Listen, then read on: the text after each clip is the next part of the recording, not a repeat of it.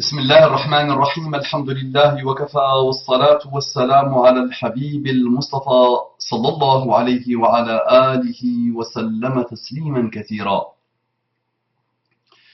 إن الله وملائكته يصلون على النبي يا أيها الذين آمنوا صلوا عليه وسلموا تسليما.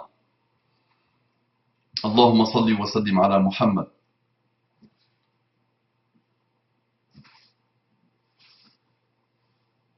Comme les rappeurs. صلي وسلم على محمد.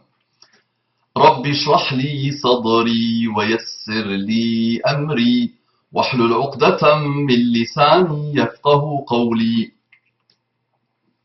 إخواتي الله إخواني أخواتي. Vous voyez, je perds la tête. إخواني أخواتي, mes frères et sœurs. أبنائي بناتي, mes fils et mes filles. أصدقائي صديقاتي, mes amis et mes amis. أعدائي عدواتي, mes ennemis et mes ennemis. Je vous aime tous en Allah. Et je peux vous étonner en vous disant que j'aime plus mes ennemis que mes amis. Et je ne dors pas beaucoup à cause de mes ennemis et mes ennemis. J'ai un amour infini d'abord pour mes ennemis et mes ennemis. Je peux, comment vous expliquer ça? Si je donne pas d'explication, vous allez dire, malheureusement, parce on voit toujours le mal, vous allez dire, il est fou. Mais d'abord, je vous dis, assalamu alaykum wa rahmatullahi wa barakatuh. Quel engagement de paix, quel engagement de miséricorde, quel engagement de bénédiction. Naam, je vous aime tous en Allah subhanahu wa ta'ala. Je vous aime tous, un amour infini, et même infini est un petit adjectif pour le décrire. Je pense à vous, et je ne cesse de penser à vous. Tous, mais mes ennemis en particulier. Qui sont mes ennemis? Mes ennemis, ce sont ceux qui m'ont déclaré une haine viscérale, infinie, parce que, à un moment donné ou à un autre, j'ai touché une de leurs idoles. Je me suis approché de leur ligne rouge. Ils ont malheureusement idolâtré quelqu'un, ou idolâtré quelques-uns, idolâtré un système de pensée, souvent handicapé, idolâtrer l'athéisme, idolâtrer la mécréance, idolâtrer l'apostasie, idolâtrer des musulmans, idolâtrer des non-musulmans, idolâtrer tout et n'importe quoi. Mais prioritairement, nous sommes dans la catégorie ceux à qui j'adresse la salutation musulmane. Ce sont d'abord mes ennemis, parce que j'en ai d'autres aussi, mes ennemis musulmans. Mes ennemis musulmans sont souvent, subhanallah, plus injustes, plus méchants, plus orgueilleux, plus sectaires, plus obtus, plus fermés que les francs-maçons, ou que les sionistes, ou que les identitaires, ou les athées, ou les apostats, ou les extrémistes chrétiens, ou les extrémistes juifs, ou les extrémistes bouddhistes, ou les extrémistes de tous bords. Souvent, subhanallah, et ça c'est l'expérience qui le montre. Et l'expérience de beaucoup de prédicateurs, de personnes qui se sont déployées dans la da'wah, répètent la même chose. Ceux qui nous détestent le plus, ceux qui nous haïssent le plus, ceux qui ne vivent que pour nous descendre, nous dénigrer, nous rabaisser, nous calomnier, sont d'abord les musulmans, malheureusement. Et ceux-là, j'ai un amour infini pour eux, et je me soucie d'eux. Plus souvent que mes propres amis, ceux qui m'aiment en Allah subhanahu wa ta'ala, mes frères et sœurs en islam, ceux qui savent que nous avons tellement de choses en commun. Nous avons Allah, nous adorons le même Dieu, nous aimons le même prophète, nous lisons tous les jours la même parole d'Allah, nous aimons les mêmes prophètes, Nous avons la même histoire islamique. Nous avons beaucoup de valeurs. Nous avons une infinité de valeurs communes islamiques. Ces 95 à 98% m'ont réuni, alhamdoulilah, avec des gens que j'appelle mes amis, mes frères et sœurs. Il y a eu 2 à 5% de choses qui ont réussi, subhanallah. Notre amour à Allah lui-même n'a pas réussi à dire à des musulmans sectaires et extrémistes et fanatisés qu'on ne peut pas détester quelqu'un pour 2 à 5% de désaccord. Il y a quand même 95% à 98% de choses qui doivent nous réunir. Donc la question est toujours là, est toujours posée. Pourquoi ya Aba Umama, tu aimes plus tes ennemis que tes amis musulmans? C'est parce que mes amis musulmans, ils sont apaisés. Alhamdulillah. En général, ils sont apaisés par la grâce d'Allah subhanahu wa ta'ala. Ils sont sur la voie.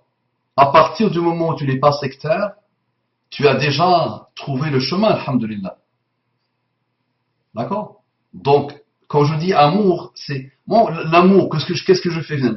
Mon amour sert à quelqu'un, même à mes propres enfants.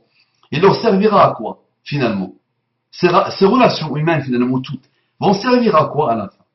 Si mon amour sert ma fraternité, ma miséricorde, ma paternité, mon amitié, tout ça, s'il ne sert pas à autre chose que de rapprocher quelqu'un à Allah, je vous dis qu'il ne sert à rien. Donc finalement, mon amour à moi, celui de quel je parle, l'amour en Allah, c'est que moi, je souffre quand je vois quelqu'un qui a complètement perdu son âme. Qu'est-ce que le sectarisme fait? Qu'est-ce que l'orgueil fait? Qu'est-ce que le fanatisme fait, malheureusement? Il fait que tu n'as plus d'âme. C'est ça le malheur. C'est que tu deviens vraiment quelqu'un d'extraordinairement laid. L-A-I-D. Tu deviens méchant, injuste, haineux. Tu ne vois plus le haqq, subhanallah. Allahumma arina al-haqqa haqqan, warzuqna ittiba'ahu, wa arina al-batila batilan, warzuqna ijtinabahu. Cette dua où Allah montre-nous la vérité, vérité. Ce n'est pas donné à n'importe qui, attention. C'est pas n'importe qui a cette capacité, cette aptitude de voir le haqq et de le discerner, et de le repérer. Et ce n'est pas n'importe qui aussi qui peut voir le mal et le discerner. Ce n'est pas possible. Ça, ce n'est pas donné à n'importe qui. Abu Bakr as-Siddiq lui-même faisait cette invocation. D'accord? Oh Allah, montre-nous la vérité, vérité, et accorde-nous le bienfait de la suivre. Une fois que tu l'as vue, tu dois la suivre. Et ce n'est pas n'importe qui suit le haqq. Et oh Allah, montre-nous le mal, le batil. Le batil est un mot générique qui tourne autour du mal, du vice, de tout ce qui est mauvais. Oh Allah, montre-nous le batil. Et accorde-nous la capacité, la possibilité, l'aptitude, la ni'ma, le bienfait de s'en préserver. Donc mes amis finalement, ceux que j'appelle moi mes amis, l'écrasante majorité, presque 100%, de ces gens-là, je ne les connais pas. Mes amis, je ne les connais pas, alhamdulillah. Je ne les vois pas. Je les rencontrerai peut-être jamais. On se rencontrera chez Allah subhanahu wa ta'ala. Donc eux, je suis apaisé, je suis en sûreté avec eux. Je me dis, alhamdulillah, il n'est pas sectaire le monsieur. Il n'a pas remplacé Allah par un homme, ou par une femme, ou par une idée, ou par un sectarisme, ou par un fanatisme, ou par une idéologie malheureuse. Il y en a une infinité, attention. L'autre jour, j'ai discuté avec un qui ne voit que le mal. Il aime critiquer. Ça, c'est un sectarisme, malheureusement. Il ne voit que le mal. Quoi que tu fasses avec lui, quoi que tu lui dises, il est là pour critiquer. Ça, tout le monde sait faire. Ça, c'est un sectarisme qui est aveugle, qui te rend aveugle. Donc, naam, j'aime mes ennemis plus que mes amis parce que c'est pour cela que je me déploie. Ils savent très bien que moi, ce rappel que je fais sur Internet, il ne m'attire que des problèmes. Il ne m'attire que le problème sur problème sur problème. Et si je le calcule par rapport au temps qui vaut de l'or, bah c'est beaucoup d'énergie et c'est beaucoup de temps. C'est d'abord pour mes ennemis musulmans, qui peuvent être l'ennemi de tout et de n'importe quoi, attention. Il peut être, c'est pas que parce qu'il est mon ennemi à moi. C'est qu'à partir du moment où il s'est sectarisé, à partir du moment où il s'est fanatisé, il a perdu la boussole. Ça sera quelque chose de mauvais, de laid vraiment. Il pourra passer toute sa vie malheureusement comme un parasite malheureux. Même les parasites vivent heureux. Et donc il ratera le chemin d'Allah subhanahu wa ta'ala. Il ne pourra pas le voir. Et vous les connaissez en général, il n'y a pas un atome de rahma dans leur cœur. Mes amis à moi musulmans, en général, ils n'ont pas un atome de rahma. Appelle-les mes ennemis ou l'ennemi de X ou de Y. À partir du moment où il est sectaire, il devient l'ennemi de quelqu'un, l'ennemi d'un groupe. Et en général, ils sont les ennemis de l'écrasante majorité des musulmans. Les non-musulmans n'en parlons même pas. Ils sont d'abord les ennemis déclarés haineux de la majorité écrasante des musulmans. Ils ne vivent que pour eux. Ils ne vivent que pour les combattre, pour les dénigrer, pour les rabaisser, pour se moquer d'eux, malheureusement. Ils ne laissent rien aux non-musulmans. Les ennemis déclarés d'Allah, ils ne leur laissent même pas ça. Ils veulent eux-mêmes combattre les musulmans. Et c'est pas, ils vont pas combattre un petit groupe. Ils ne vont pas combattre une personne. Leur vie, c'est combattre les musulmans, en général. Donc, vous voyez bien, subhanallah, que tous les sectaires, tous les égarés parmi les musulmans, se sont mis d'accord sur une chose. Combattre l'islam sous sa forme française, sous sa forme francophone. Quand ils combattent Rachid, quand ils combattent Nader, quand ils combattent Tariq, quand ils combattent Najdi, quand ils combattent Habti, quand ils combattent Hassan et Hussein, quand ils combattent son fils, quand ils combattent n'importe quel musulman, connu ou pas connu, cybernétique ou non cybernétique. Finalement, qu'est-ce qu'ils combattent? Tous, il n'y a pas d'exception. Tous. Prenez-moi n'importe lesquels. Choisissez n'importe. Vous allez voir que tous, ils ont en commun la phrase suivante.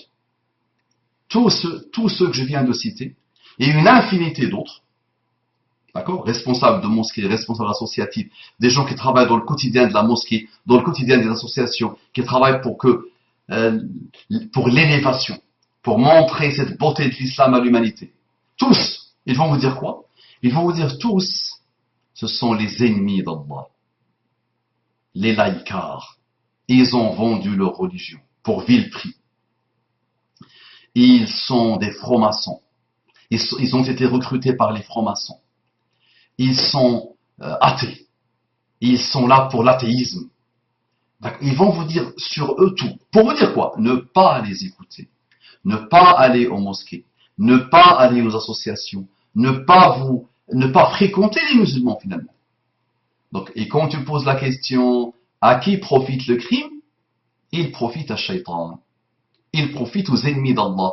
Parce qu'un jeune aujourd'hui, qui ne va pas à la mosquée, à qui on dit tous les responsables associatifs, tous les imams, sans aucune exception, au moins si on leur donne des exceptions, sans aucune exception, sont des vendus.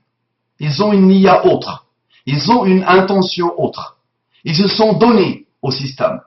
Ils ne font que défendre l'islam castré. Imaginez. L'islam des francs-maçons. L'islam des mous. L'islam des bisounours. L'islam du vote. L'islam de la démocratie. L'islam de ci. Qu'est-ce qu'ils font finalement? Toutes ces sectes-là, tous ces gens-là, tous ces ennemis, les miens et les ennemis des autres, qu'est-ce qu'ils font? Ils éloignent la jeunesse, ils éloignent les musulmans, ils éloignent les non-musulmans. De quoi?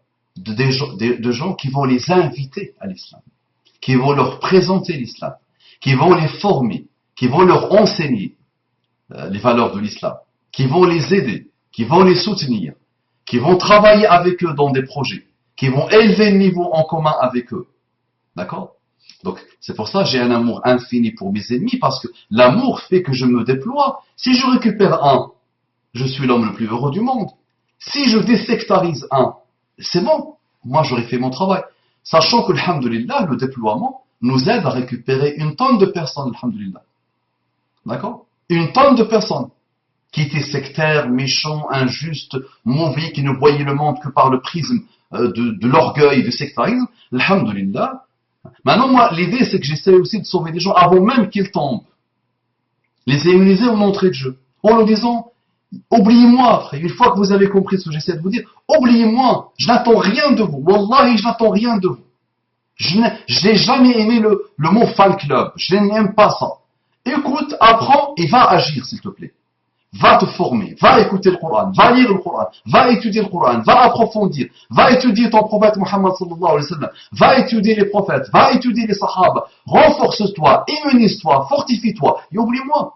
Fais-moi des doigts, oublie-moi, moi je n'ai pas besoin que tu sois dans mon fan club, ou qu'on joue à toi et moi un système de gourou, et tout ça, ça ne m'intéresse pas. Ça c'est strictement haram, ce n'est pas du tout digne de musulman. D'accord? Donc je vous aime et je vous aime et je vous aimerai. Ça vous plaît très bien, ça vous plaît pas, je vous aimerai jusqu'au bout du bout et j'essaierai avec vous, Inch'Allah, jusqu'au bout du bout. Assalamu alaikum wa rahmatullahi wa barakatuh.